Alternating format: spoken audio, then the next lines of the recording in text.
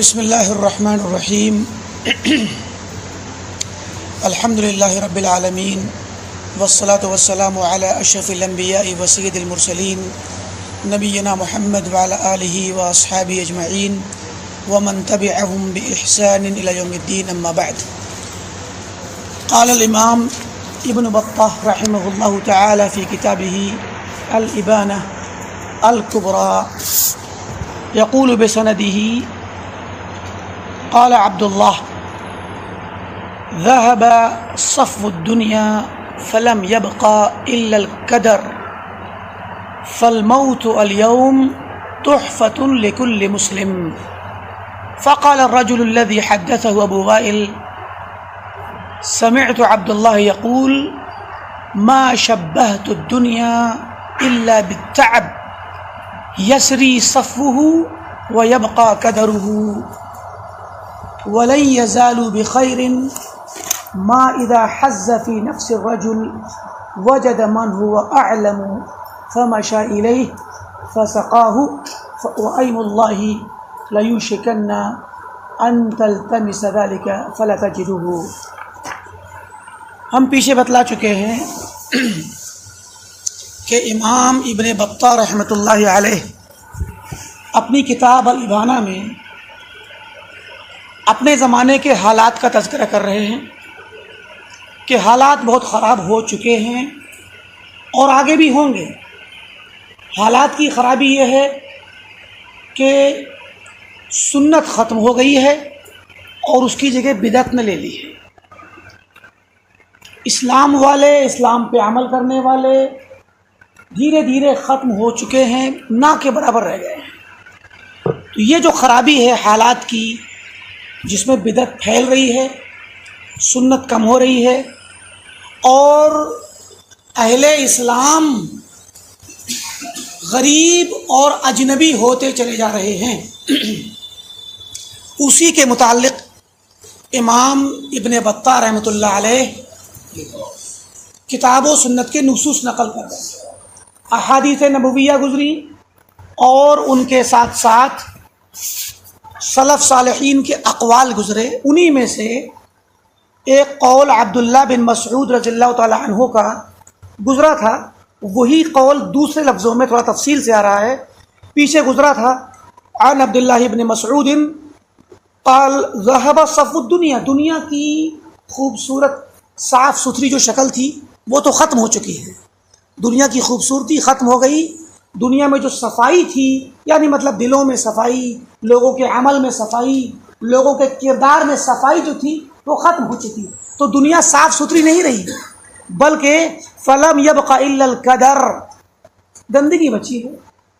ظاہر ہے کہ لوگوں کے دلوں میں بغض ہو، کینہ ہو، دھوکہ ہو، اسلام سے دوری ہو اور لوگوں کے دلوں میں ایک دوسرے کے لیے محبت نہ ہو، نفرتیں ہوں، لوگ دین پہ بھی عمل نہ کرنا چاہتے ہوں اور دنیا میں بھی وہ ہر غلط کام کی طرف بھاگتے ہوں، دین کے نام پر شرارت کرتے ہوں.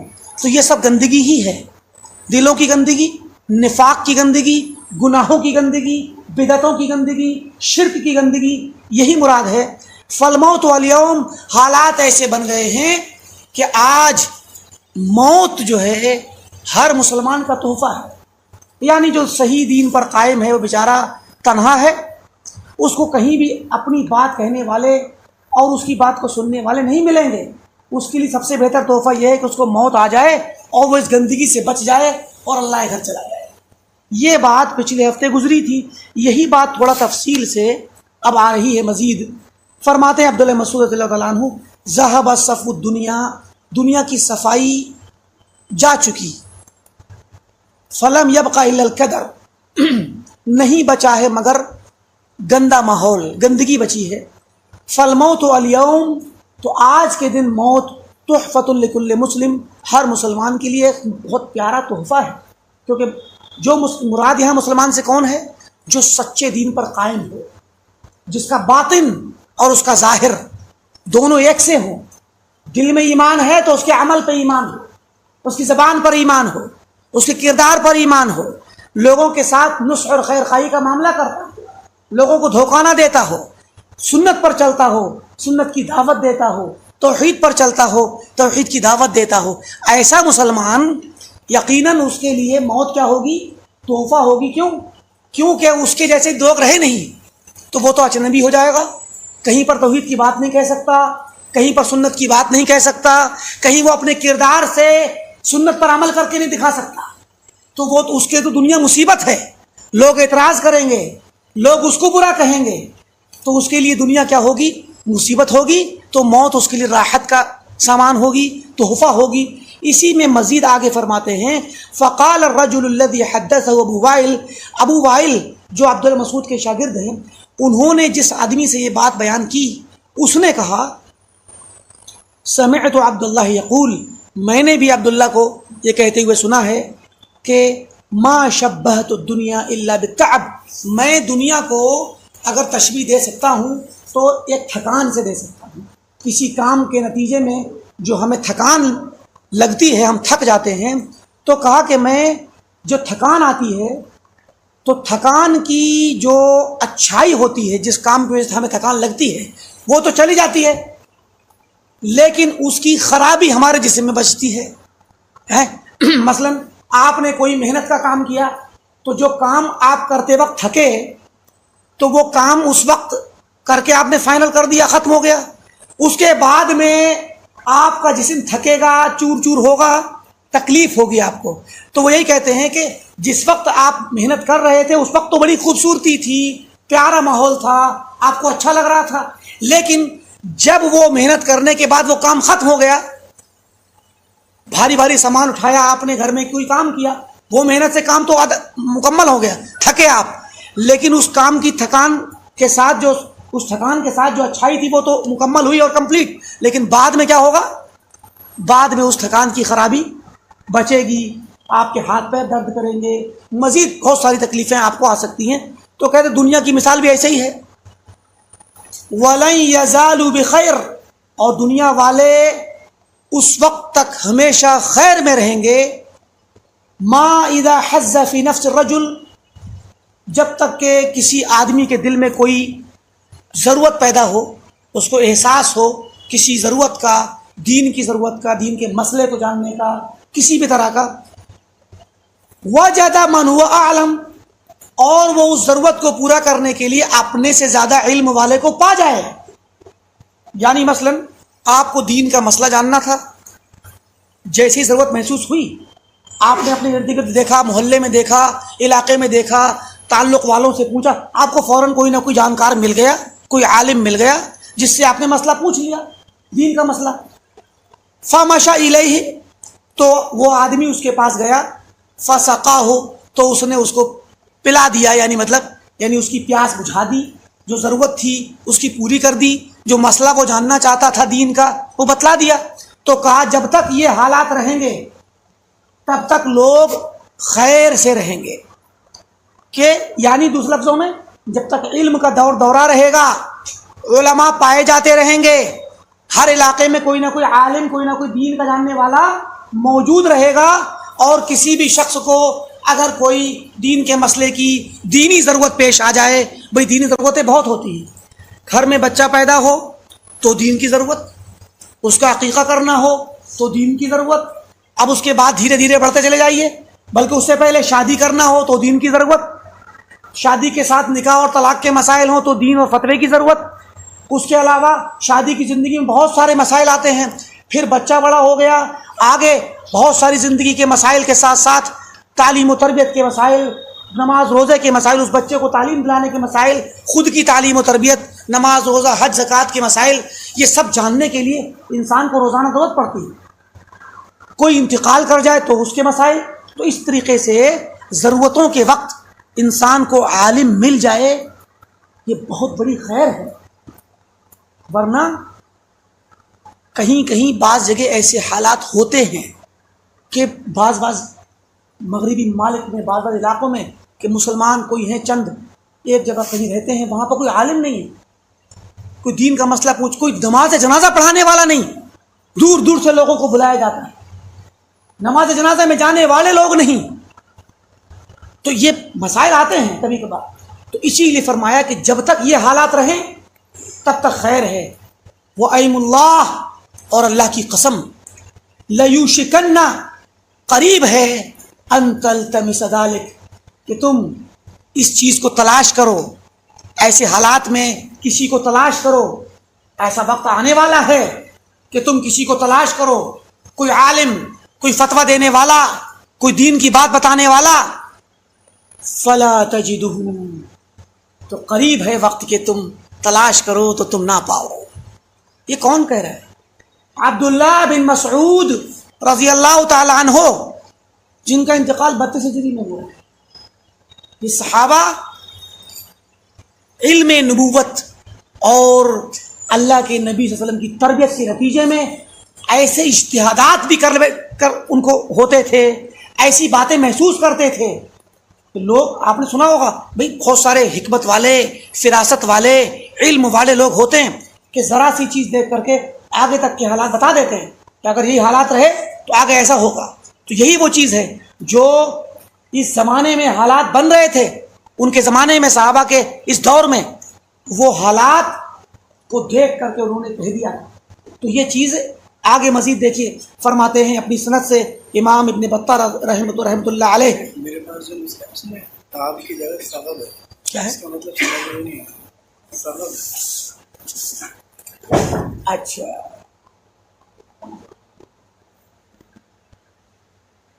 میرے تو الگ. سغب کا مطلب ہے کہ پہاڑ میں ایسی جگہ ہوتی ہیں بعض پہاڑوں میں کہ وہاں پانی اکٹھا ہو جاتا ہے، مطلب بیچ میں گڈھا سا بنا ہوتا ہے پہاڑوں کے سلسلے میں، خاص اس کو سغب کہ اصل میں ہمارے یہاں لفظ تعب آ رہا ہے، ہم نے اس کو تھکان سے ترجمہ کیا ہے، تھکان ہوتی ہے. تو یہ نسخہ ماشاءاللہ آپ کے پاس کس کی تحقیق ہے؟ یہ ابو عاصم حسن بن عباس بن قطب. تو یہ کوئی دوسرا نسخہ ان کے پاس ہوگا، ایک ہی کتاب کے کئی ایک نسخے ہوا کرتے تھے. تو اس میں انہوں نے تعب کی جگہ پہ سغب، سا غین تا عین، تو تھوڑا سا تا کو سا ہو گیا، عین کا غین ہو گیا، یہ نسخوں میں ہوتا ہے. اور پہلے کے وقتوں میں نقطوں کا مسئلہ نہیں ہوتا تھا، بغیر نقطوں کے لکھا جاتا تھا. تو یہ لفظ بھی اس کو نسخے میں ہے، تو اس کے اعتبار سے ہم ترجمہ کر دیتے ہیں، سمجھا دیتے ہیں. کہتے ہیں کہ میں دنیا کو تشبیہ دیتا ہوں سغب سے. سغب یعنی سا سے، الف با تا سا، سا سے سغب. سغب کیا چیز ہے؟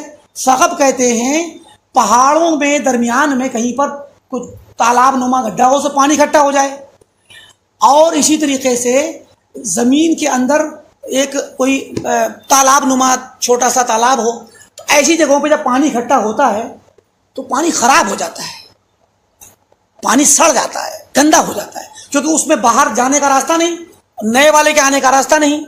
وہ اکٹھا ہو گیا، جب تک وہاں پانی ہے تب تک وہ بس وہی شکل میں، یا تو دھیرے دھیرے کم ہوتا جائے گا، یا جانور گھسیں گے، گندگیاں کریں گے، باہر سے گندگیاں آئیں گی، تو پانی کے اندر گندگی پیدا ہو کے بدبوئیں پیدا ہو جاتی ہیں، وہ خراب ہو جاتا ہے.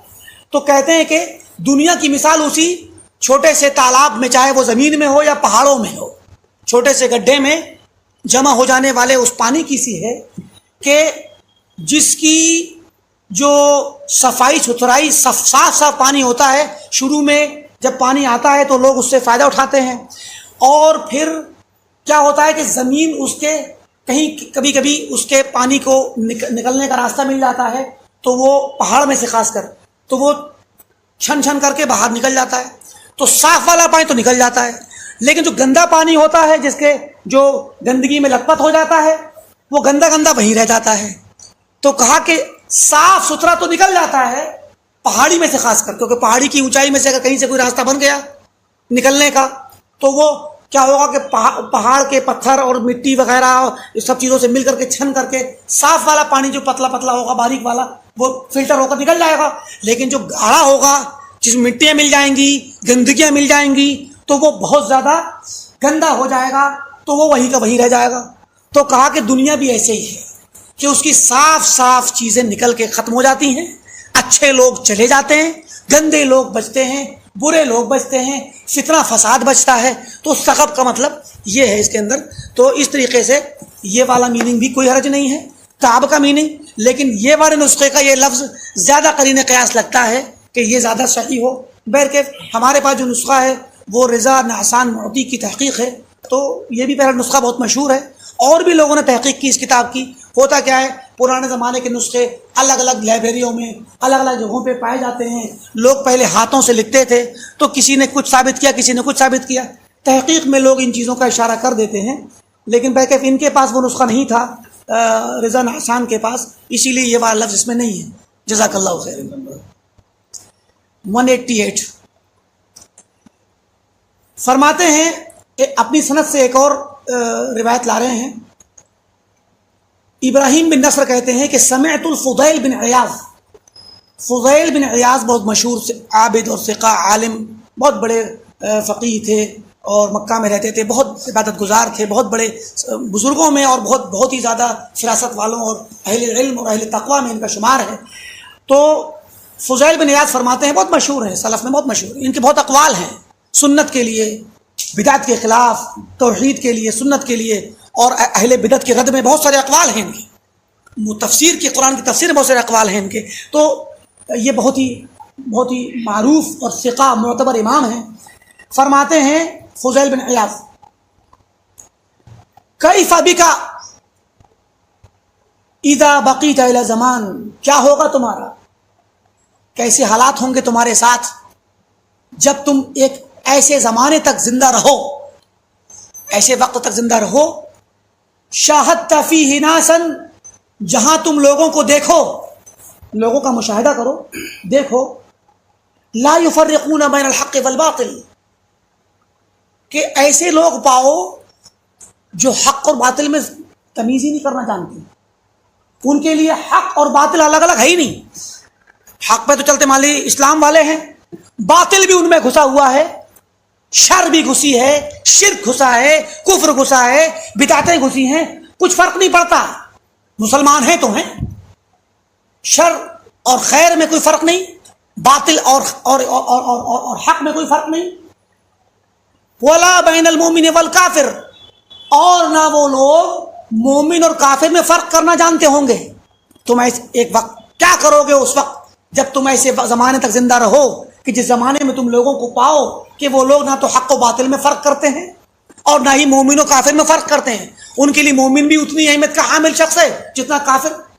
یہ چیز اسلام کے خلاف ہے، ایک مومن کے شعار کے خلاف ہے، ایمان کے تقاضے کے خلاف ہے، کہ ایمان کا تقاضا یہ ہے، قرآن کریم میں اللہ تعالیٰ نے فرمایا نا کہ اشداء علی الکفار، کفار پر شدید ہونا ہے، اور مومنوں کے ساتھ رحماء بینہم، اپنے درمیان رحم دل ہونا۔ تو یہ ایک تو شدت کا معاملہ، رحم کا معاملہ، رحمت کا معاملہ، دوسرا مومن سے محبت کرنا، الحب فی اللہ والبغض فی اللہ، اور اللہ ہی کے راستے میں محبت کرنا، اللہ کے راستے میں نفرت کرنا۔ تو مومن سے اس کے ایمان کی وجہ سے محبت کی جائے گی اور کافر سے اس کے کفر کی وجہ سے نفرت اور بغض رکھا جائے گا۔ یہ الگ بات ہے کہ وہ کافر اگر آپ کا دوست ہوگا، بمعنی کہ اس معنی میں دوست کہ آپ ہو سکتا ہے دو کافر لوگ بچپن سے دوست رہے ہوں، ان میں سے ایک مسلمان ہو جائے تو اس کا کوئی دوست بچپن کا ہے، یا وہ کوئی رشتہ دار ہو سکتا ہے، ماں باپ بھائی بہن ہو سکتے ہیں، بیوی ہو سکتی ہے غیر مسلمہ، مشرکہ بھی ہو سکتی ہے پہلے سے، یا اس نے پہلے سے شادی کر رکھی ہے یہودیہ سے نصرانیہ سے، تو کوئی بھی شکل ہو سکتی ہے۔ تو اگر وہ یا کوئی پڑوسی ہو سکتا ہے غیر مسلم، تو ان لوگوں کے جو ان وجوہات سے حقوق ہیں وہ برقرار رہیں گے، لیکن محض کفر کی بنا پہ نفرت بھی دل میں رہے گی، کیونکہ اس کے پاس کفر ہے۔ باپ ہوگا تو باپ سے خون کے رشتے کی وجہ سے محبت ہوگی، یہ ایمان کا تقاضا ہے۔ باپ کافر ہے، بیٹا مسلمان ہے، تو بیٹے پہ فرض ہے کہ باپ سے خون کے رشتے کی وجہ سے بحیثیت باپ محبت کرے، اطاعت کرے، تو اس کا تعاون کرے، حسن سلوک کرے، لیکن بحیثیت مسلمان اس کے کفر سے نفرت کرے، اس سے بھی نفرت کرے، اس سے برات کا اظہار کرے کہ والد محترم آپ کے کفر پر میں آپ کی موافقت نہیں کرتا، آپ کے کفر سے میں نفرت کرتا ہوں، آپ کا میں اس میں ساتھ نہیں دوں گا، اور میں آپ کے کفر سے اور شرک سے برات کرتا ہوں۔ لیکن دنیاوی معاملات میں وہ صاحبہما فی الدنیا معروفہ، اگر باپ کسی کام کو کہے کہ بیٹے مجھے فلاں چیز لا دو تو فوراً لے کر کے آئیے، کسی تعاون کے لیے کہے دنیاوی امور میں تو تعاون کیجیے، یہ اسلام کا تقاضا ہے۔ لیکن لوگ جب اس تمیز کو چھوڑ دیں، جب ایمان اور کفر میں فرق چھوڑ دیں، مومن و کافر کے درمیان معاملہ کرنے میں کوئی فرق نہیں، تو سمجھ لیجیے کہ وہ خراب حالات آ گئے جن کی بات فضیل بن عیاض نے کی تھی۔ کہتے ہیں کہ نہ تو وہ حق و باطل میں فرق کریں گے، نہ مومن و کافر میں فرق کریں گے، ولا بین الامین والخائن، امانت دار اور خیانت کرنے والے میں بھی کوئی فرق نہیں کریں گے، برابر ہیں۔ امانت دار کی جو عزت ہونی چاہیے وہ خائن کی ہوگی، بلکہ زمانہ تو آج تو اور بھی خراب ہے۔ زمانہ آخر کے احادیث میں آیا ہے کہ ایسا وقت آئے گا کہ امانت دار کو خائن مانا جائے گا اور خیانت کرنے والے کو امانت دار مانا جائے گا، تو یہ تو اور خراب حالات ہیں۔ ابھی یہاں پر جو بات آئی ہے وہ یہ کہ امانت دار بھی عزت میں ہے اور خائن بھی، اس کی بھی عزت ہے، اس کا بھی احترام ہے، برابر کا درجہ ہے، کوئی فرق نہیں۔ ولا بین الجاہل والعالم، نہ ہی جاہل اور عالم میں کوئی فرق کریں گے۔ ایسا زمانہ آئے گا کہ لوگوں کی نظر میں ایک عالم بھی علم بکھیرنے کے لیے، فتویٰ پوچھنے کے لیے، لوگوں کی قیادت کرنے کے لیے حقدار ہے اور اہل ہے، اور جاہل بھی، وہ بھی آ جائے، بھئی علم سکھاؤ، وہ بھی علم کو نشر کرے، لوگ اس کی پیروی کریں، لوگ اس سے فتوے لیں، لوگ دین کے مسئلے پوچھیں، لوگ دین کی امامت میں اس کو آگے بڑھائیں اور اس کو قائد بنائیں۔ فرمایا فضیل بن عیاض نے، یاد رکھ لیجئے، بہت قیمتی بات ہے یہ، فضیل بن عیاض اسلاف امت میں سے ہیں، اہل سنت والجماعت اور اہل الحدیث والسلف میں سے ہیں۔ کہتے ہیں کہ ایسا زمانہ آئے گا تم دیکھو گے کہ لوگ جاہل اور عالم میں فرق نہیں کرتے، یعنی عوام الناس کا یہ حال ہوگا، عام مسلمانوں کا، کہ وہ دین کے معاملات میں جاہل عالم برابر ان کی نظر میں ہیں، یعنی عالم سے تو فتویٰ لیں گے ہی، دین بھی سیکھیں گے، امامت بھی کرائیں گے، دین کا کام کروائیں گے عالم سے، لیکن اتنا ہی زیادہ برابر درجہ جاہل کا بھی ہوگا۔ جو آج ہم جس مصیبت سے گزر رہے ہیں، آج کا زمانہ، خاص کر سوشل میڈیا کا زمانہ، اس سوشل میڈیا نے اسے سارا فرق ختم کر دیا ہے، سارا فرق ختم کر دیا ہے جاہل اور عالم کا۔ آج کے زمانے میں لوگوں کو بلانے کی بھی ضرورت نہیں ہے کہ کسی کو مسجد میں بلا کر تقریر کروائی جائے، کسی کو امامت کی مصلی پہ کھڑا کیا جائے، کسی کو فتوے کی کرسی پہ بٹھایا جائے، فتوے کی کمیٹی کا رکن بنایا جائے۔ آج کے زمانے میں کمیٹی کا رکن تو کیا، پوری کمیٹی بتاتے خود وہی ہیں۔ آج کل کے جاہل، آج کل کے وہ جاہل جو عالم بنے پھرتے ہیں، جن کے پاس کوئی علم نہیں، جنہوں نے کوئی شریعت کا علم نہیں سیکھا، جو نئے زمانے کے نئے تعلیم یافتہ لوگ ہیں، جن کو برادر کہا جاتا ہے، یہ برادران، انہوں نے اپنے آپ پر بھی ظلم کیا ہوا ہے اور امت پر بھی ظلم کیا ہے، خود کو بھی فتنے میں لے کے جا رہے ہیں اور امت کو بھی فتنے میں لے کے جا رہے ہیں۔ امت اور عوام بیچارے بھولے بھالے، ان کے پاس تعلیم نہیں، انہیں پتہ نہیں، وہ بھوکے ہیں، پیاسے ہیں، ان کو دین کا علم چاہیے، ان کو دین کی معلومات چاہیے۔ سوشل میڈیا پہ جب وہی لوگ ہیں تو ظاہر ہے کہ ان کو ان سے معلومات مل جاتی ہے، لیکن یہاں فرض ہے علماء کا، یہاں فرض ہے ان لوگوں کا جو اس چیز کی خطرناکی کو سمجھتے ہیں۔ بھائی خطرناکی کیا ہے اس میں؟ خطرناکی یہ ہے کہ اگر ذرا سا ایک فتویٰ غلط آ گیا اور اس پر کسی نے عمل کر لیا تو اس کا دین اور دنیا سب تباہ ہو سکتی ہے۔ لہٰذا یہ برادران جن کے پاس کوئی علم نہیں، جن کے پاس کوئی علماء کے ساتھ صحبت نہیں، علماء سے سیکھنے کا کوئی پیچھے سابقہ نہیں، طلب علم سے معروف نہیں، اگر وہ اپنے آپ کو علم کی جگہ پہ رکھتے ہیں اور عوام کو دھوکہ دیتے ہیں اور عالم اور جاہل کا فرق ختم کرنے کے حالات بناتے ہیں، تو سمجھ لیجئے کہ یہ خود کو بھی خطرے میں ڈال رہے ہیں، کیونکہ اگر ان کے ایک میڈیا پر ڈالے گئے فتوے کی بنا پر امت گمراہ ہو گئی تو جب تک وہ گمراہ رہے گی اور نسل در نسل زمانے آنے والے زمانوں میں ظاہر ہے کہ میڈیا کا یہ مواد اور یہ میٹیریل اتنی آسانی سے ختم ہونے والا نہیں ہے، وہ تو کوئی حادثہ ہی کوئی بڑا ہوگا مستقبل میں، یا حالات تبدیل ہو جائیں جو سارا ڈاٹا ختم ہو جائے، ورنہ ابھی تو کوئی ایسے حالات نہیں لگ رہے کہ جس نے جو چیز محفوظ کر دی وہ ہمیشہ کے لیے محفوظ ہے۔ تو آگے وہ چیز جتنی بڑھتی جائے گی سب کا گناہ اس کے سر پہ ہوگا۔ اس بیچارے کو اس بات کا علم نہیں ہے کہ میں کون سا خطرناک کام کر رہا ہوں، اور جو لوگ اس کی پیروی کر رہے ہیں وہ خود بھی اپنے آپ کو خطرے میں ڈال رہے ہیں۔ لہٰذا یہ جو بات ہے کہ جاہل اور عالم کے درمیان فرق بھول جائیں گے لوگ، یہ خراب زمانے کی علامت ہے، اس سے ڈرایا گیا ہے، اس سے روکا گیا ہے، تنبیہ کی گئی ہے کہ لوگ ایسے حالات ہوں تو پھر اس طرح کے حالات میں چوکنا رہیں. فرمایا مزید ایسے حالات بھی آئیں گے کہ ولا یعرفون معروفا، لوگ معروف کو نہیں پہچانیں گے. یعنی جو سنت ہوگی، جو اللہ کے نبی صلی اللہ علیہ وسلم کا طریقہ ہوگا، جو صحابہ کرام کا طریقہ ہوگا، جو دین اسلام کا عمومی نظام ہوگا، دین اسلام کی تعلیمات ہوں گی، جس کو سنت کہا جاتا ہے. سنت کہتے ہیں طریقۃ النبی صلی اللہ علیہ وسلم واصحابہ، آپ کا طریقہ اور آپ کے صحابہ کا طریقہ، چاہے وہ قول میں ہو یا عمل میں ہو یا اعتقاد میں ہو. یعنی پورا کا پورا اسلام جو کتاب و سنت سے ثابت ہو اور سلف کے طریقے کے مطابق معروف ہو، اس معروف چیز کو لوگ نہیں جانیں گے. ان کو لگے گا یہ سنت نہیں ہے، یہ کوئی نئی چیز آ گئی ہے. سنت پیش کریں گے آپ تو آپ کی بات کو لوگ نیا سمجھیں گے. ولا ينکرون منکرا، اور منکر کا انکار بھی نہیں کریں گے. نئی چیز آئے گی انہیں کچھ نہیں فرق پڑے گا تو منکر کا انکار نہیں کریں گے اور سنت کو پہچانیں گے نہیں. یہ زمانہ آئے گا تو یہ چیزیں سلف نے اس کی طرف تنبیہ کی تھی. اب امام ابن بطہ فرماتے ہیں قال الشیخ، یعنی امام ابن بطہ، فَإِنَّا لِلَّهِ وَإِنَّا إِلَيْهِ رَاجِعُونَ، یہ مصیبت ہے اور ہم اللہ ہی کے ہیں، اللہ ہمارا مالک ہے، ہم اس کی ملکیت ہیں، اس کے بندے ہیں. وَإِنَّا إِلَيْهِ رَاجِعُونَ، اور اسی کی طرف پلٹ کر جانے والے ہیں. فَإِنَّا، بے شک ہم سب، قد بلغنا ذلك، ان حالات میں آ چکے ہیں، پہنچ چکے ہیں. ان حالات میں جن کی خبر یہ صحابہ اکرام اور تابعین اور تبع تابعین یا ائمہ دے رہے ہیں، ان حالات تک ہم پہنچ چکے ہیں. وَسَمِعْنَاهُ، اور ان حالات کو ہم نے سنا بھی ہے، لوگوں کو اس طرح سے حالات سے گزرتے ہوئے سنا بھی ہے. وَعَلِمْنَا أَكْثَرَهُ، اور ان تمام باتوں میں سے اکثر باتوں کو ہم نے جان بھی لیا ہے. وَشَاهَدْنَاهُ، اور اپنی آنکھوں سے مشاہدہ بھی کر لیا ہے ان خراب حالات کا.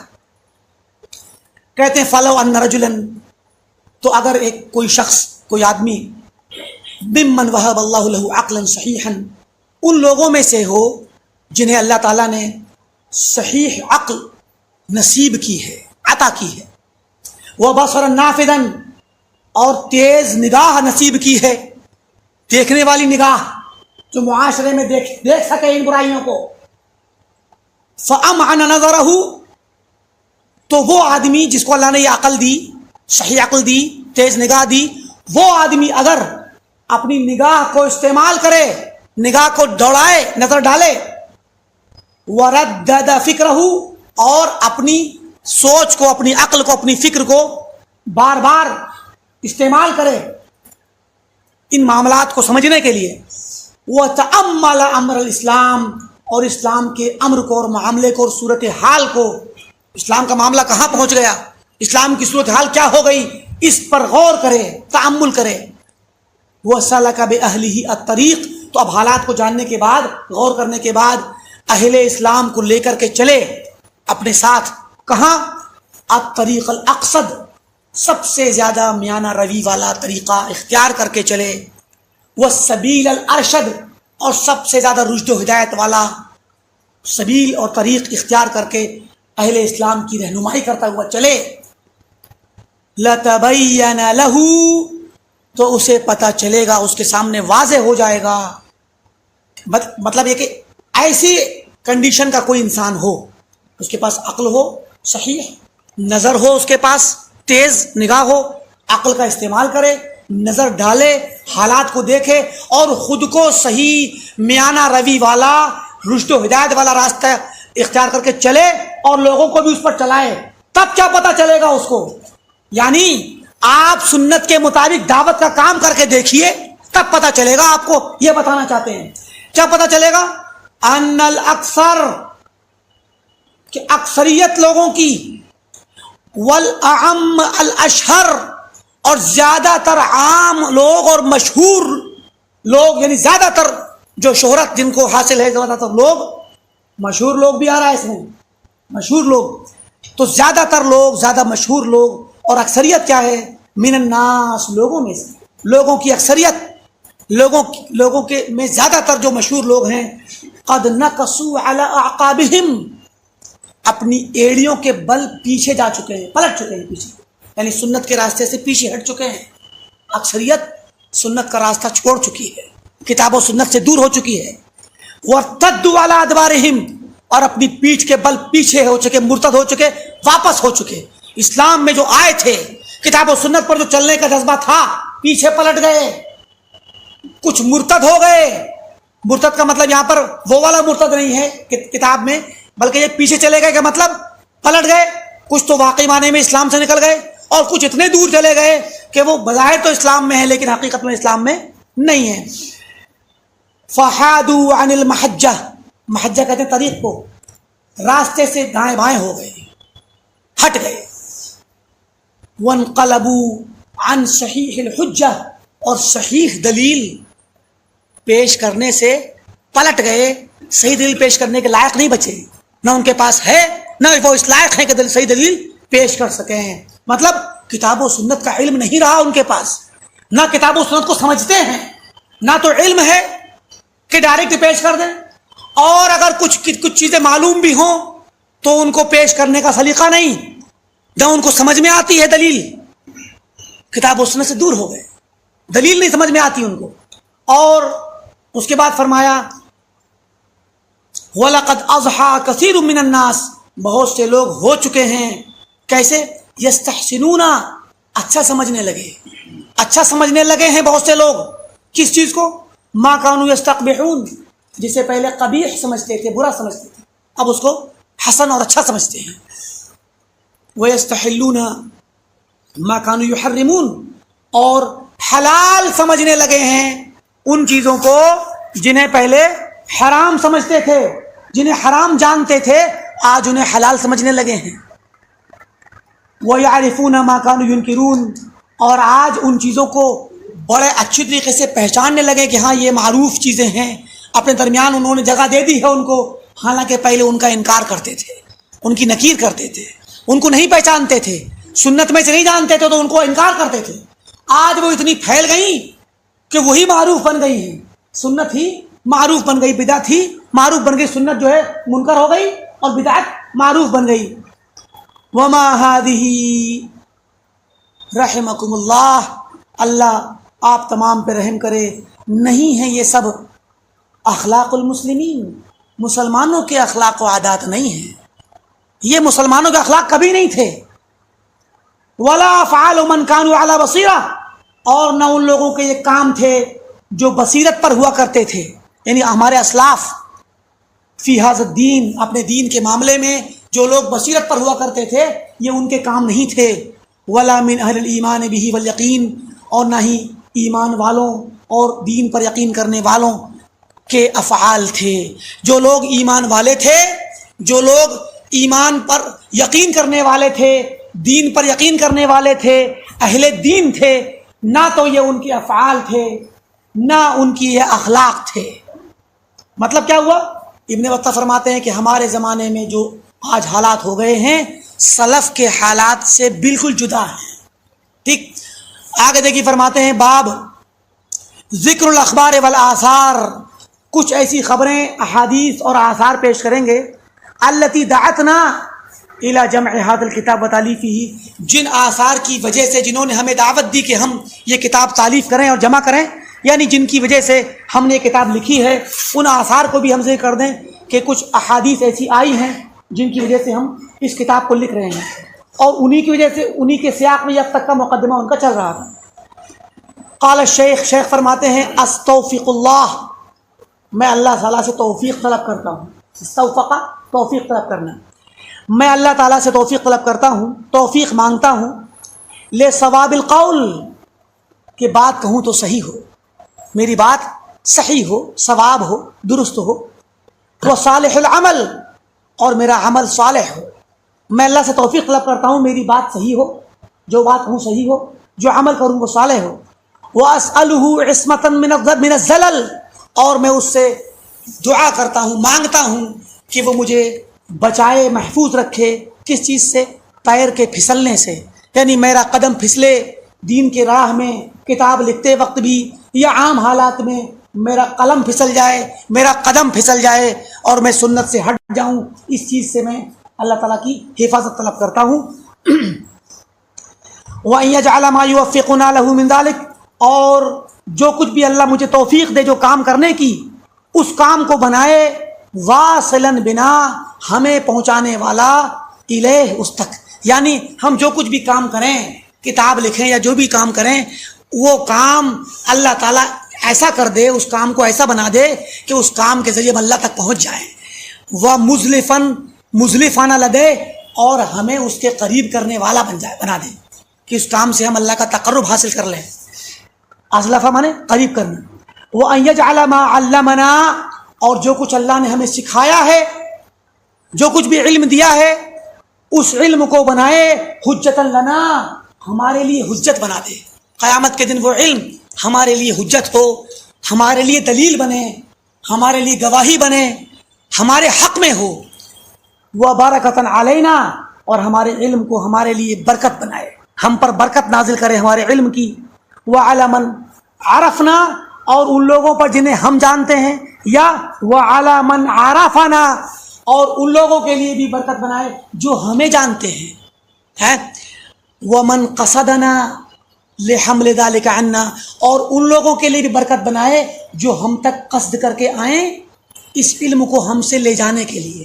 سبحان اللہ، کتنی پیاری دعا ہے کہ ہمارا علم جو ہم لکھ رہے ہیں، اس علم کو لینے کے لیے جو لوگ ہم تک آئیں، اس کتاب کو پڑھنے کے لیے، اس کو سیکھنے کے لیے جو لوگ ہم تک آئیں، قصد کریں، ان کے لیے بھی اس علم کو برکت کا باعث بنائے، ان کے لیے بھی برکت والا بنائے.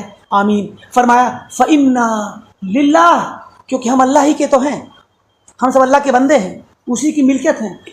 وَبِهِ، اور ہم اسی کے ذریعے چلتے ہیں، اسی سے توفیق لیتے ہیں، اسی سے مدد لیتے ہیں. اس کے بغیر تو ہمارا وجود ہی نہیں ہے، اس کی تائید کے بغیر تو ہم کچھ بھی نہیں ہیں، اس کی مدد کے بغیر ہم کچھ نہیں، نہ کچھ کر سکتے، نہ کچھ بول سکتے، نہ لکھ سکتے، نہ عمل کر سکتے، نہ کوئی کچھ بھی نہیں کر سکتے. ہم اسی کے ہیں، اسی کے ذریعے ہیں. اور فرمایا وَإِلَيْهِ رَاجِعُونَ، اور اسی کی طرف لوٹ کر ہم جانے والے ہیں. وَهُوَ حَسْبُنَا، وہ ہمارے لیے کافی ہے. وَنِعْمَ الْوَكِيلُ، اور بڑا ہی اچھا وکیل ہے وہ ہمارا، جو ہمارا کفیل ہے، ذمہ دار ہے، ہماری طرف سے ہماری ذمہ داریاں قبول کر لیتا ہے، ہمارے کام کرواتا ہے، ہمیں توفیق دیتا ہے. بڑی پیاری دعا ہے. فرماتے ہیں، آپ حدیث لاتے ہیں کہ اپنی سند سے بڑی پیاری روایت ہے. فرماتے ہیں حذیفہ بن یمان رضی اللہ تعالیٰ عنہ نے فرمایا لابی مسعود، ابو مسعود انصاری رضی اللہ تعالیٰ عنہ، یہ بھی ایک بہت مشہور صحابی ہیں. تو ان سے کہا، صحابی نے صحابی سے کہا، ان ضلالت حق ضلالہ، 100% گمراہی، ضلالت گمراہی، حق ضلالہ حقیقی معنی میں جو گمراہی ہے، گمراہی جو حقیقی گمراہی ہو وہ کیا ہے؟ ان تعرف ما كنت تنکر، کہ تم جن چیزوں کا انکار کرتے تھے پہلے، اب وہ تمہاری نظر میں اچھی ہو جائیں اور انہیں جاننے لگو. یعنی پہلے تم انہیں منکر سمجھتے تھے، اب معروف سمجھنے لگو. پہلے بدعت سمجھتے تھے، اب سنت سمجھنے لگو. پہلے اعتراض کرتے تھے، اب کچھ نہ کہو. پہلے تمہاری نظر بری تھی، اب سمجھوتا کر لو، کچھ نہیں ہوتا، سب ٹھیک ہے. یہ جب حالات آ جائیں سمجھ لو کہ تم گمراہی پہ چلے گئے. پورے طور پر حقیقی گمراہی یہی ہے کہ تم جن چیزوں کو پہلے برا سمجھتے تھے دین کے نام پر، آج انہیں اچھا سمجھنے لگو. تو اس کا مطلب کیا ہوا؟ تم گمراہ ہوگا، تمہارے دل میں سے ایمان نکل گیا، تمہارے دل میں سے سنت کا جذبہ نکل گیا، سنت کی پہچان نکل گئی، سنت کی غیرت نکل گئی. آج تم بدعت کے ساتھ سمجھوتا کرنے لگے، اہل بدعت کے ساتھ اٹھنے بیٹھنے لگے، ان کے اسٹیجوں کو جا کے سجانے لگے، ان کو اپنے اسٹیج پہ بلانے لگے، ان کے ساتھ ان کی مجلسوں میں بیٹھنے لگے، ان کے ساتھ علم حاصل کرنے میں تمہیں کوئی اعتراض نہیں، اہل بدعت کے ساتھ اٹھنا بیٹھنا کرنے لگے.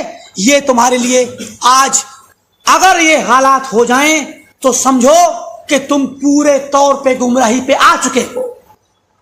آپ کو معلوم ہونا چاہیے سلف صالحین کا، یہ صحابہ اور تابعین اور ائمہ ہدایت، یہ ائمہ اور صحابہ منع کرتے تھے اہل بدعت کے ساتھ اٹھنے بیٹھنے سے، اہل بدعت کے ساتھ کھانے پینے سے، اہل بدعت کے ساتھ مجلسوں میں فتویٰ پوچھنا، مسئلہ پوچھنا، علم حاصل کرنا اہل بدعت کے ہاتھوں منع کرتے تھے. کیوں؟ کیونکہ کچھ نہیں پتا کس دن جس دن ایک صاحب بدعت کا کوئی شبہ آپ کے ذہن میں آ جائے، صحبت سے انسان کے دل میں ایک وہ انسیت پیدا ہوتی ہے، بدعت سے انسیت پیدا ہو جائے گی. آپ اس کی بدعت کو دیکھیں گے، انکار کرنے کی آپ کی ہمت نہیں پڑے گی، دھیرے دھیرے کہیں گے کام چلانے لگیں گے، کوئی بات نہیں. جب آپ اہل بدعت سے دور رہیں گے تو آپ کے دل میں بدعت کی نفرت ہوگی، سنت کی غیرت ہوگی، اور بدعت والے ایک شخص کے ساتھ آپ کے دل میں ایک امتیازی طور پر جدائی کا احساس رہے گا. ورنہ اس طرح کے بہت سارے واقعات ہیں کہ جن لوگوں نے سنت کے راستے سے ہٹ کر بدعت والوں کے ساتھ اٹھنا بیٹھنا شروع کیا، ان کی مجلسوں میں جانا شروع کیا، ان کے علماء سے علم حاصل کرنا شروع کیا، تو سنت کی غیرت مر گئی، سنت کا احساس ان کے دلوں سے مر گیا، اور پھر دھیرے دھیرے بدعت میں چلے گئے، اور آخرکار بدعت والوں کے ساتھ ہو گئے، اور بدعت کے لیے اور سنت کے لیے ان کے لیے ایک سا ماحول ہونے کے بعد سنت والوں کے خلاف پلٹ گئے. بہت سارے واقعات ہیں، ہم پیچھے پہلے واقعات سنا چکے ہیں. بعض ایسے لوگوں کے جو بہت زیادہ مناظرے کرتے ہیں، بہت زیادہ لوگوں سے بحث و مباحثہ کرتے ہیں. تو ہوتا کیا ہے؟ آپ کے پاس سنت ہے، آپ حق پر ہیں، پھر بھی اہل باطل سے مناظرہ نہ کیجیے، بحث و مباحثہ مت کیجیے. کیوں؟ ہوگا کیا؟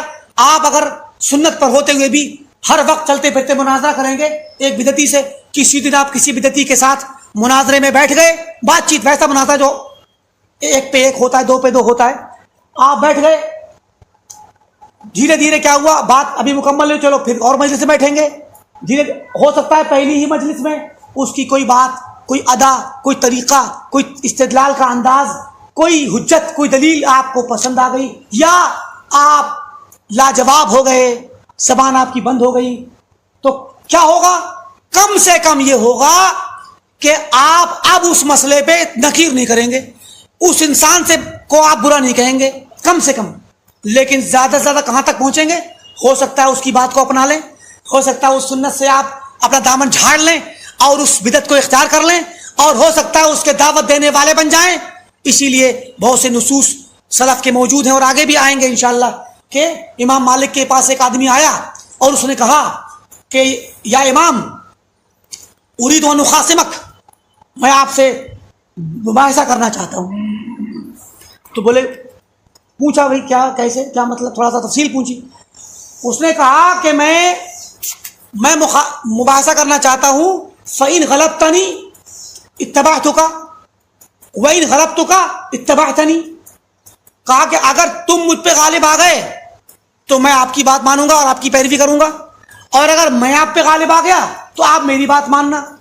امام مالک نے کہا کہ چل ٹھیک ہے، اگر تو غالب آیا تو میں تیری بات مان لوں گا، کوئی بات نہیں.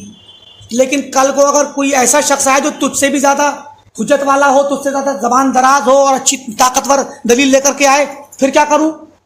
پھر کل کو اس کی بات مانوں، پھر پرسوں کوئی اور آئے تو اس کی بات مانوں. تو فرمایا فَكُلَّمَا جَاءَنَا رَجُلٌ أَجْدَلٌ، کہ جب کوئی انسان ہمارے پاس زیادہ جدال والا، زیادہ مباحثے میں ماہر شخص آئے گا، ترکنا دیننا لأجلہ، اس کی خاطر اپنے دین کو چھوڑتے جائیں گے ہم. کیا؟ تو اس لیے سلف کا طریقہ تھا کہ وہ بحث و مباحثے سے دور ہٹتے تھے. حسن بصری کے پاس کوئی آدمی آیا، اس نے کہا کہ بھئی میں آپ سے مناظرہ کرنا چاہتا ہوں. تو کہا کہ بھئی میں تو اپنے دین کے بارے میں مطمئن ہوں اور یقین پر ہوں، تمہارے پاس اگر تمہیں یقین نہیں تو تم جاؤ یقین حاصل کرو، مجھے تم سے مناظرہ نہیں کرنا.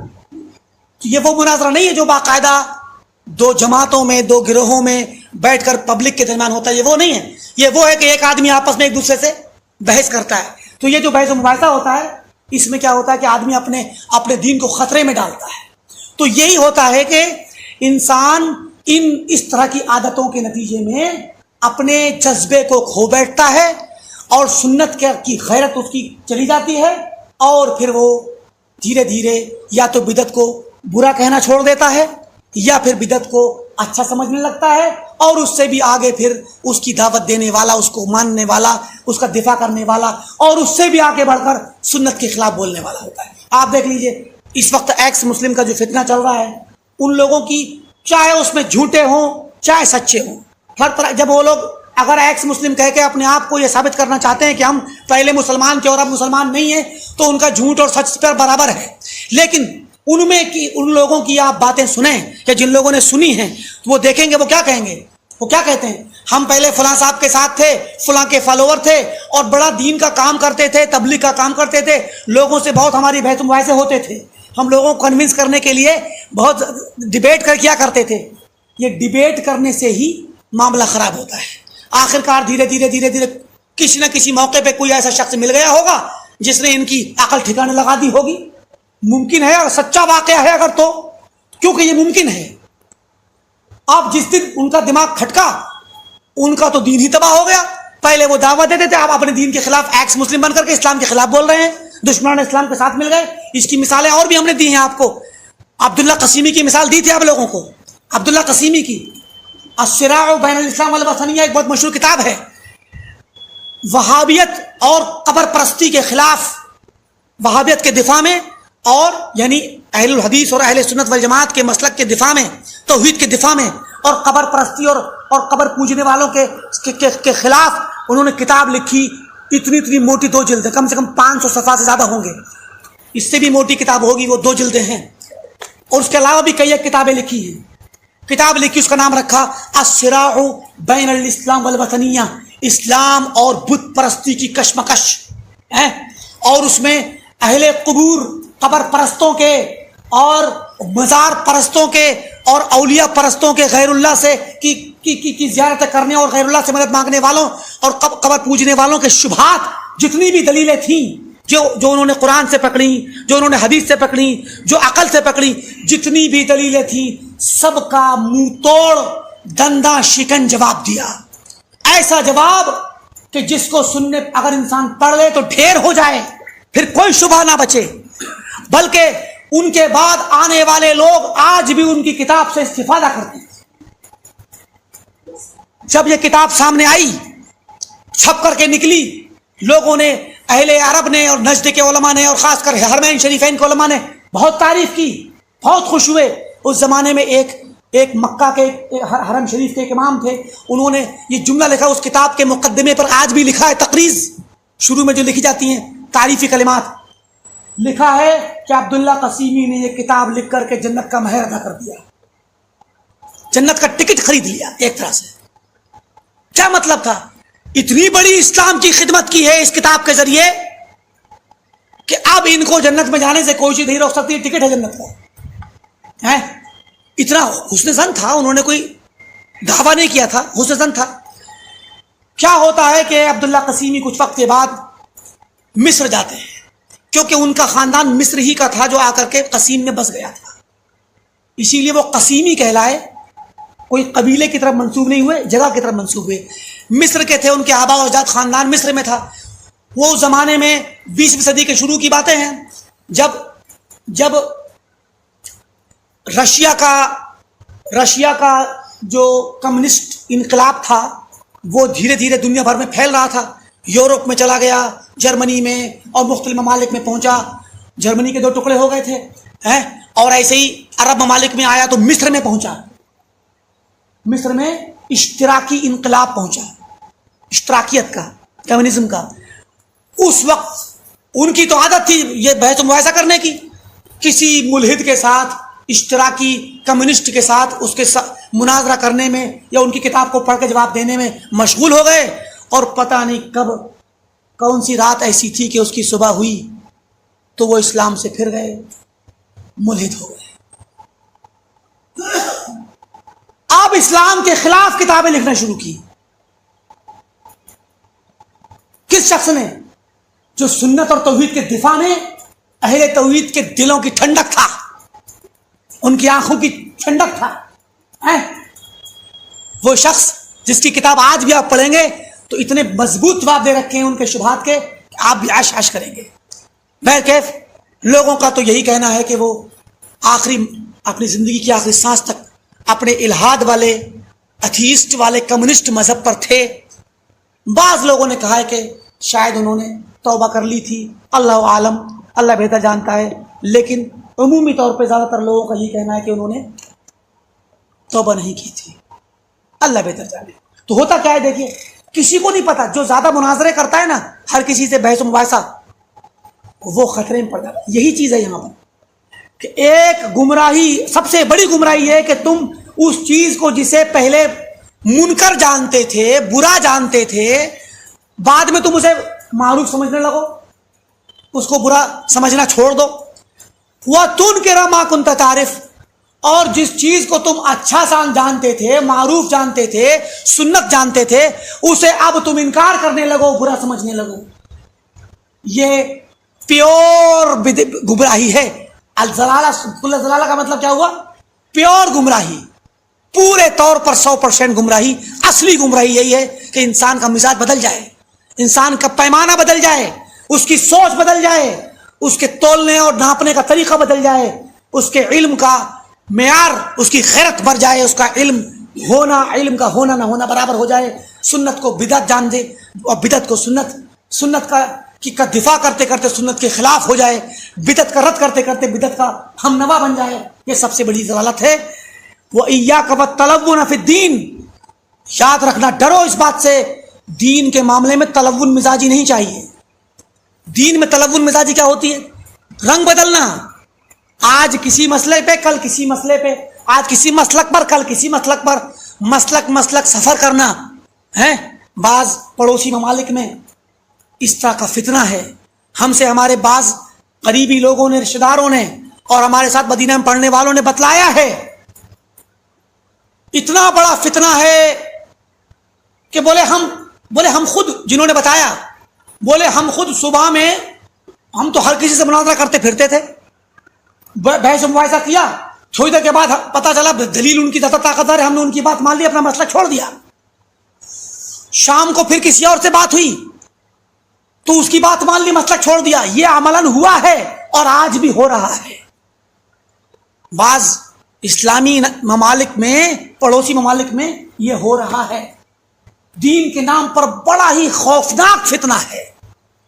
صبح کو لوگ کچھ ہوتے ہیں، شام کو کچھ ہوتے ہیں، مگر یہ وہ نوجوان طبقہ ہے جس کے پاس علم نہیں ہے، جس کے پاس علماء کے ساتھ بیٹھنے کا سابقہ نہیں ہے۔ جو لوگ علماء کے ساتھ بیٹھتے ہیں، صبر کے ساتھ درس میں بیٹھتے ہیں، سنتے ہیں، یہ جو درس آپ لیتے ہیں، یہ درس بڑا قیمتی ہے، بہت اہمیت ہے اس درس کی۔ یہ دھیرے دھیرے جو باتیں ہم سن رہے ہیں سلف کی، ہمارے دلوں میں گھس رہی ہیں، یہ بیٹھیں گی دلوں میں، یہ زمین تیار ہو رہی ہے آپ کے دلوں میں، مضبوط ایک بیس تیار ہو رہی ہے، جو اللہ کی توفیق سے انشاءاللہ ہماری نجات کا سبب بنے گی، ہماری حفاظت کا سبب بنے گی۔ کیونکہ یہ اب انسان علماء کے ساتھ بیٹھتا ہے، علم سیکھتا ہے، خالص پیور علم ہے یہ وہ علم ہے جس کو سلف سیکھتے تھے، پرانے علماء۔ آج کل بھی عرب ممالک کے اندر، یعنی عرب دنیا میں ہر شہر کے اندر، ہر مسجد میں یہی کتابیں پڑھائی جاتی ہیں۔ آپ ابھی انٹرنیٹ پر سرچ کیجئے، یوٹیوب پہ سرچ کیجئے یا دیگر سوشل میڈیا کے ویب سائٹوں پہ، الابانہ کا درس بہت سارے شیوخ نے دے رکھا ہے۔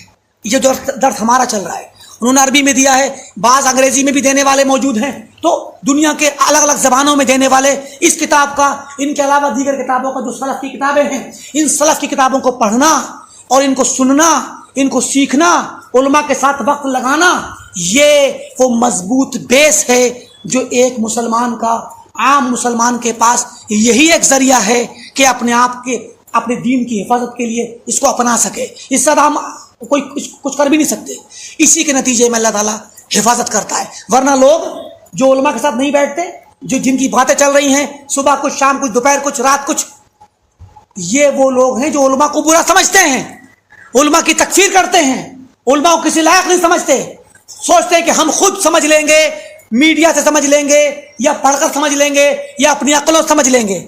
وہی لوگ ہیں جو زیادہ گمراہ ہوتے ہیں، جو دین سے پھر جاتے ہیں۔ فرمایا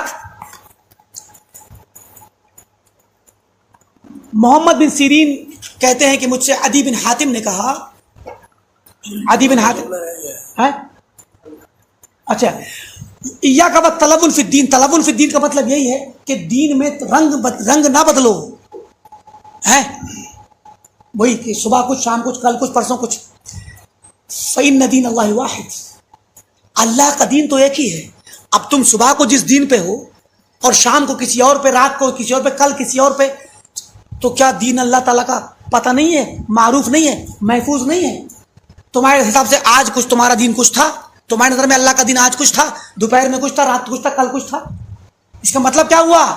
تمہارے پاس علم ہی نہیں ہے کہ تم دین کو سمجھ سکو، دین کو اس کی اصلی بنیادوں سے سیکھنے اور سمجھنے کا کوئی پیمانہ تمہارے پاس ہے ہی نہیں، اسی لیے تم صبح کچھ ہوتے ہو، شام کچھ ہوتے ہو، ایک دن بعد، 2 دن بعد، ہفتے بعد کچھ اور ہوتے ہو۔ لہذا دین میں تلون مزاجی سے بچو، بلکہ دین اللہ کا ایک ہی ہے، اسی ایک دین کو سیکھو، اور وہ کیا ہے؟ کتاب اور سنت اور سلف کا طریقہ۔ اس کے ذریعے جب دین کو سیکھ لو گے تو پھر تمہارا مقابلہ کوئی نہیں کرے گا، تم دین میں محفوظ رہو گے، ثابت قدم رہو گے، اور دین میں رنگ بدلنے والے کی شکل نہیں ہوگی۔ ایک اور روایت آ رہی ہے جس میں محمد بن سیرین کہتے ہیں، ابن سیرین بہت مشہور تابعی ہیں، فرماتے ہیں قال عدی بن حاتم، عدی بن حاتم بہت مشہور صحابی ہیں، حاتم تائی کے بیٹے تھے، عدی بن حاتم یہ وہی صحابی ہیں جن سے وہ روایت مشہور معروف ہے کہ اتخذوا احبارهم ورهبانهم اربابا من دون اللہ، اس کی تفسیر اللہ کے نبی صلی اللہ علیہ وسلم نے جو نقل کی ہے وہ انہی سے مروی ہے۔ عدی بن حاتم کہتے ہیں انکم لن تزالوا بخیر، تم لوگ اس وقت تک ہمیشہ خیر میں رہو گے، ما لم تعرفوا ما کنتم تنکرون، جب تک کہ تم جن چیزوں کو پہلے جن کا انکار کرتے تھے ان کو جب تک تم نہ پہچاننے والے بنے رہو گے، منکرات کو نہ پہچاننے والے رہو۔ منکر ہے تو منکر ہے، ہم نہیں جانتے یہ دین میں اس کا کوئی حصہ ہے، تو منکر کو منکر سمجھنے والے، منکر کو معروف جاننے والے، جب تک معروف نہ جاننے والے جب تک بنے رہو گے تب تک تم خیر پہ رہو گے۔ وَتُنْكِرُوا مَا كُنْتُمْ تَعْرِفُونَ، اور معروف کا جب تک انکار نہ کرنے والے بنے رہو گے، معروف کا انکار کرنے والے بن گئے تو مشکل ہو جائے گی، معروف کا انکار نہ کرنے والے جب تک بنے رہو گے تب تک تم خیر میں رہو گے۔ وَمَا دَامَ عَالِمُكُمْ يَتَكَلَّمْ بَيْنَكُمْ غَيْرَ خَائِفٍ، اور اس وقت تک تم خیر میں رہو گے جب تک تمہارا عالم، تمہارے درمیان جو عالم ہوگا، جب تک تمہارا عالم تمہارے درمیان بلا خوف و خطر بولتا رہے تب تک تم خیر میں ہو۔ جب تک تمہارا عالم تمہارے درمیان کھڑا ہو کر کے بولے، عالم کیا بولے گا؟ دین کی بات بولے گا۔ جب تک تمہارے درمیان تمہارا عالم کھڑے ہو کر کے دین کی بات بولے، بغیر جھجکے، بغیر ڈرے، بلا خوف کے بولے، یہ کب ہوگا؟ جب تم سنت کو جاننے والے ہوگے، جب سنت کی بات کہے گا تو اسے کوئی خوف نہیں ہوگا تمہارا، اور جب تمہارے درمیان کھڑے ہو کر کے تمہارا عالم ڈرنے لگے کہ ابھی سنت کی بات کہوں گا تو ڈنڈا لے کے، لاٹھی لے کے دوڑیں گے، جب عالم ڈرنے لگے، کیا مطلب؟ جب تم بگڑ جاؤ گے، تمہارے درمیان سنت کا اور بدعت کا پہچاننے والا کوئی نہیں ہوگا، سنت بدعت کی اور حق و باطل کی تمیز ختم ہو جائے گی، تو جب کوئی عالم بیچارہ آئے گا اور دین کی بات کرے گا تو کیا ہوگا؟ تم تو دوڑاؤ گے، اس کو مارو گے، ہیں؟ تو وہی ہے کہ جب تک تمہارا عالم تمہارے درمیان بات کرتا رہے بغیر کسی خوف کے، تو اس سے کیا پتہ چلا؟ یہ بہت اہم چیز ہے۔ ان تمام نصوص سے اور ان اقوال اور آثار سے ہمیں یہ سبق ملتا ہے کہ ہم تمام مسلمان دین کا علم سیکھیں، قرآن کو سیکھیں، سنت کو سیکھیں، تاکہ معروف اور منکر کی تمیز ہو سکے، حق و باطل کی تمیز ہو سکے۔ ورنہ اگر ہم جہالت میں چلے گئے، قرآن سے دور ہو گئے، سنت سے دور ہو گئے، تو پھر یہی حال ہوگا کہ کوئی بیچارہ سنت کا عالم، دین کا عالم آئے گا، اور جب وہ دین کی بات، توحید کی بات کرے گا تو ہم نہیں پہچانیں گے، ہم دوڑائیں گے کہ وہاں بھی آ گیا، اور سنت کی بات کرے گا تو ہم دوڑائیں گے کہ غیر مقلد آ گیا، تو پھر ہمارے لیے شر کا دروازہ اسی دن کھلے گا۔ کہا جب تک تمہارے درمیان یہ حالات رہیں گے کہ عالم تمہارا بلا خوف بلا جھجک بولتا رہے اور تم معروف کا انکار نہ کرنے والے بنے رہو اور منکر کو معروف نہ جاننے والے بنے رہو، ہے تب تک، یعنی جب تک تمہارے درمیان علم رہے گا تب تک تم خیر سے رہو گے۔ لہذا ضرورت اس بات کی ہے کہ ہم خود بھی علم کو سیکھیں اور علم کو بڑھائیں، پھیلائیں، نشر کریں، جو معتمد علماء ہیں ان کے علم کو نشر کریں، خاص کر آج کے طریقے کے مطابق. اگر ان کی کتابیں ہیں تو کتابوں کو نشر کریں، ان سے سنی ہوئی باتیں ہیں جو پڑھی ہوئی ہیں اپنی زبانی نشر کریں، یا ان کو جو نئے زمانے کے ذرائع ہیں ان کے ذریعے نشر کریں. ایک تو شکل یہ ہو گئی. دوسری یہ کہ ہم اپنے درمیان، اپنے گاؤں میں، اپنی مسجد میں، اپنے علاقوں میں علماء ثقات کے، معتبر اور معتمد علماء کے دروس قائم کریں. علمی درس، خالص علمی جو درس آج ہمارا چل رہا ہے، ایسے خالص علمی درس قائم کریں تاکہ لوگوں کو علم ہو، سنت کا علم ہو، توحید کا علم ہو. خالص تفسیر کے علمی دروس قائم کریں، اور حدیث نبوی کے، سلف کی کتابوں کے، عقیدے کے، منہج کے، فقہ کے، اور اس طریقے سے اور جو دین کے علوم ہیں ان علوم کے دروس قائم کریں تاکہ عوام میں یہ علم پھیلے. ورنہ ہمارے بر صغیر میں اور خاص کر مشرقی دنیا بلکہ پوری دنیا میں ہمارے یہاں کے اکثریتی سواد اعظم کا جو طبقہ ہے، مسلمانوں کا سواد اعظم کا جو طبقہ ہے، جنہیں اپنے سواد اعظم پر زعم ہے اور فخر ہے، ان کا کیا شیوا ہے؟ پبلک سے کہتے ہیں قرآن نہیں پڑھنا، تم قرآن کو نہیں سمجھ پاؤ گے، گمراہ ہو جاؤ گے. تفسیر نہیں پڑھنا، قرآن کی تفسیر پڑھنا عام انسان کا کام نہیں. اور حدیث نہیں پڑھنا، حدیث پر عمل نہیں کرنا، حدیث پر عمل کرو گے تو گمراہ ہو جاؤ گے. یہ ڈراتے ہیں. اور اللہ کی قسم ہمارے اس ملک کے اندر ایک دور وہ تھا صدیوں سے کہ اس ملک میں قرآن کریم کی تفسیر نہیں ہوئی تھی. اور جب اس ملک میں تفسیر لکھنے والوں نے تفسیر لکھی، جب تفسیر لکھی گئی تو لوگوں نے ڈنڈے سے دوڑایا مارنے کے لیے کہ تفسیر کیوں لکھ دی قرآن کی، عوام کو قرآن سمجھاؤ گے؟ تو یہ ہمارے ملک کا تاریخ دور ہے، جس تاریخی کے نحوست اس ملک کے اندر مسلمانوں پہ پڑتی رہی اور آج انہی نحوستوں کا نتیجہ ہے کہ جو اسلام کمزور پڑ گیا، حالات خراب ہو گئے، سنت دور ہو گئی، بدعت نے جگہ لے لی اور شکنجہ جکڑ لیا، اور سنت اور اللہ کے نبی صلی اللہ علیہ وسلم کا طریقہ، صحابہ کا طریقہ، سلف کا طریقہ غائب ہو گیا اور بدعتوں کا طریقہ رائج ہو گیا. لوگوں نے قرآن و سنت کو پڑھنا حرام کر رکھا تھا، اور آج بھی ہے ہمارے درمیان اکثریتی طبقہ اور جو سواد اعظم ہے مسلمانوں کا، وہ لوگوں کو آج بھی منع کرتے ہیں. وہ اپنے علماء کی لکھی ہوئی کتابیں تھما دیتے ہیں، کہ بھئی یہی پڑھ لو کافی ہے، بہشتی زیور پڑھ لو، پورا کا پورا دین تمہارا اسی میں ہے. بچیوں کو خاص کر لڑکیوں کے مدرسے میں ان لڑکیوں کی تعلیم کی انتہا کہاں ہوتی ہے؟ بہشتی زیور پہ.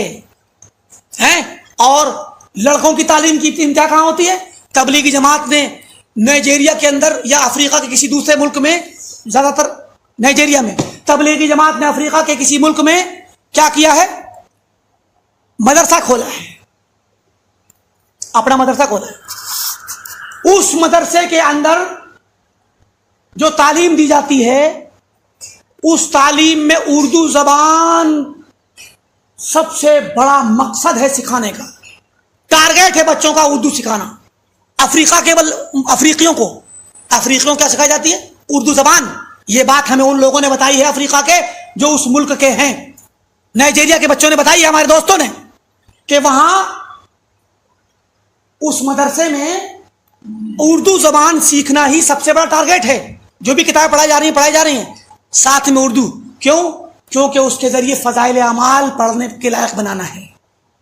کیونکہ ان بچوں کو جو عالم بنیں گے ان کا آخری انتہائی پڑاؤ کہاں ہوگا؟ فضائل اعمال پہ، تاکہ وہ فضائل اعمال لے کر کے تبلیغ میں گھوم سکیں. یہی علم ہے، یہی علماء ہیں، اور یہی ان کی انتہا ہے. اب کیا ہوگا؟ تبلیغی جماعت جب جائے گی تو تبلیغی نصاب لے کر کے پہنچے گی فضائل اعمال کو، اور فضائل اعمال لے کر گھومے گی تو اردو میں لوگوں کو، پورے افریقہ کو گمراہ کرے گی. تبلیغی جماعت کے جو فضائل اعمال ہے اس کے اندر آپ جانتے ہیں کس طرح کے واقعات ہیں، غص و سمین، صحیح اور غلط، ضعیف روایات بھی ہیں اور موضوع منغلط بھی ہیں، اور ایسے واقعات جن کی ہم اگر جن اسلاف سے یا جن بزرگوں سے وہ مروی ہیں اگر ان بزرگوں کے سے صحیح ثابت بھی ہوں تب بھی ہم کہیں گے کہ بیان کرنے والوں کو وہم ہوا ہے، ورنہ جھوٹ ہے، وہ سب ان بزرگوں پر جھوٹ باندھا گیا ہے اگر اسلاف کے بزرگوں پر مروی ہوں۔ ایسے ایسے واقعات جن میں شرک ہے، کفر ہے، غیر اللہ سے مدد ہے، اللہ کے نبی صلی اللہ علیہ وسلم سے دور دراز کے علاقوں میں مدد طلب کرنا، غیب سے مدد طلب کرنا، اور نہ جانے کون کون سی خرافات اس میں بھری ہیں، ان خرافات تک پہنچانے کے لیے افریقیوں کو اس مدرسے کا ٹارگٹ کیا ہے؟ اردو سکھانا، تاکہ وہ تبلیغی نصاب پڑھنے قابل بن جائیں۔ یہ علم ہے، اسی سے دین کی حفاظت ہوگی۔ جو انسان پڑھنے کے بعد صرف تبلیغی نصاب پڑھنے کے قابل بنے گا تو کہاں سنت کو پہچان پائے گا، کہاں بدعت کو پہچان پائے گا، کہاں صحیح اور ضعیف کی تمیز کر پائے گا؟ موضوع روایتیں کھڑی ہوئی ہیں، اس کے اندر حدیث لکھتے ہیں مولانا زکریا صاحب اور اس کی تخریج لکھتے ہیں عربی میں تخریج کا ترجمہ نہیں کرتے، مثلا رواہ ابو فلان و فلان و فلان، یہ حدیث کہاں ہے، اس کا حوالہ تو دیتے ہیں مگر اس حوالے کو عربی میں لکھتے ہیں، اردو میں ترجمہ نہیں کرتے، اس عربی والے حوالے میں لکھ دیتے ہیں کہ یہ حدیث موضوع ہے۔ لیکن آپ نے تو کہہ کر کے اپنا کام چلا لیا، ٹھیک ہے کہ آپ نے بھائی بری ذمہ ہو گئے، مگر کس کے لیے لکھی ہے؟ جاہلوں کے لیے، عوام کے لیے، جو بیچارے عربی بار پڑھنا ہی نہیں جانتے، وہ تو اردو ہی پڑھتے ہیں خالی، تو کیسے جان پائیں گے کہ روایت ضعیف ہے؟ کم سے کم ان لوگوں کو اتنی توفیق ہو جاتی کہ اپنے آپ کو گناہ سے بچانے کے لیے تبلیغی نصاب والے یا تبلیغی جماعت کے ذمہ داران تبلیغی نصاب کو دوبارہ سے ریپرنٹ کراتے، اور اس کے بعد اس کی تحقیق کرنے کے بعد اس کتاب میں جہاں جہاں ضعیف حدیثیں تھیں، موضوع منغلط روایتیں تھیں، پہلے تو ان کو نکال کے پھینک دیتے تاکہ صاف ہو جاتی، ضعیف اور موضوع منغلط حدیثیں نکل جاتی، اور اس میں جو غلط واقعات ہیں ان کو نکال دیتے تاکہ جو کچھ بچتا تو کم سے کم جو مسلمان بھولے بھالے ان کو پڑھتے ہیں تو صحیح معلومات تو پڑھتے، گرچہ صوفیانہ باتیں تھیں، تصوف کی طرف جاتے، لیکن کم سے کم شرک سے تو بچتے، کفر سے تو بچتے، موضوع منغلط روایتوں پہ عمل کرنے سے تو بچتے۔ لیکن نکالنا نہیں تھا اگر مولانا زکریا صاحب کے تقدس میں، ان کے ہاتھ کے قلم مبارک کی لکھی ہوئی کتابوں کے اس کتاب کے تقدس کا تقاضے میں اگر نکالنا گوارا نہیں تھا تو کم سے کم اردو میں ترجمہ کر کے بتا دیتے اس تخریج کا، اس حوالے کا کہ یہ حدیث موضوع منغلط ہے، شیخ الحدیث نے خود بتایا ہے۔ مگر یہ کر دینے کے بعد ان کے اوپر الزام آتا، اعتراض آتا، کیونکہ اہل حدیثوں نے اتنا تو کر دیا ہے پوری دنیا کے اندر کہ لوگوں کو یہ بتا دیا ہے کہ ضعیف حدیث قابل اعتماد نہیں ہوتی، موضوع روایت، منغلط روایت جو ہے جائز نہیں، اس پہ عمل کرنا اللہ کے نبی صلی اللہ علیہ وسلم پر باندھا ہوا جھوٹ ہے وہ۔ تو جب یہ سامنے آتا اردو میں ترجمہ کرنے سے تو تبلیغ جماعت کی پول کھل جاتی، مولانا زکریا صاحب کو کے آگے جو ٹائٹل لگا ہے شیخ الحدیث کا ٹائٹل کمزور پڑ جاتا، لوگ ان پر پھر آوازیں کستے، اچھالتے کہ اتنے بڑے شیخ الحدیث نے موضوع اور منغلط روایت نقل کی ہے، خود انہی کے عوام ان کو جو ہے اس بات پر اعتراض کرتے ہیں۔ تو یہ چیز ان کو گوارا نہیں ہے، ان کو یہ چیز گوارا قطعاً نہیں ہے۔